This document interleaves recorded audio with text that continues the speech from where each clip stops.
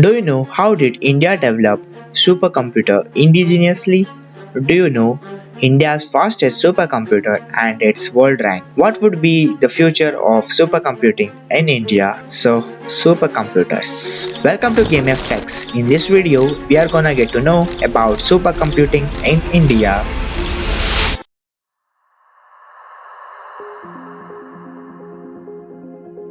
Back in 1987, Indian government requested to purchase Cray XMP supercomputer for weather forecasting, but US government denied the request due to machine's potential dual use in weapons along with weather forecasting. अगर बगल देश मांगता तो देता होगा. As a result, Indian government embarked on an ambitious mission to develop indigenous supercomputing capabilities. Indigenous Development Program. Several renowned institutions like National Aerospace Laboratories, Center for Development of Advanced Computing, Center for Development of Telematics, Baba Atomic Research Center, Indian Institute of Science, Bangalore, Advanced Numerical Research and Analysis Group came together to solve this supercomputing problem. C. Created chips. C. High Performance Parallel Processing System NAL developed Flysore supercomputer for computational fluid dynamics and aerospace engineering. Bark created Anupam series of supercomputer. Anurag created Pace series of supercomputers.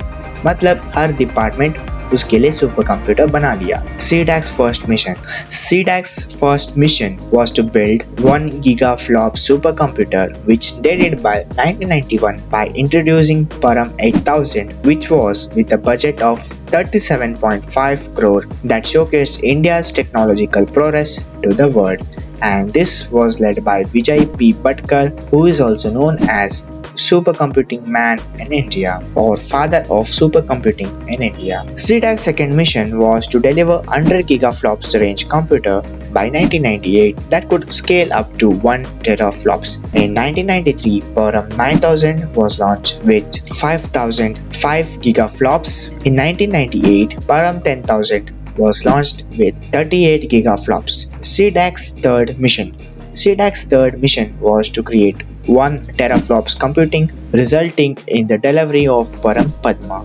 It is the first Indian supercomputer to make in the list of world's fastest supercomputer in June 2002. Presently, we have Mihir rank of 316, and then we have Pratyush at the rank of 169. Then we have Param Siddhi AI with the rank of 131, and finally we have AI supercomputer Hyravat installed at CDAC Pune that has been ranked 75th in the world, and it is all in the top 500 supercomputers. National Supercomputing Mission. In 2015, Ministry of Electronics and Information Technology launched the National Supercomputing Mission with a vision to install 73 indigenous supercomputers. This ambitious mission aims to establish a network of high-performance computing centers across the nation. The NSM not only focuses on capacity but also on pushing the boundaries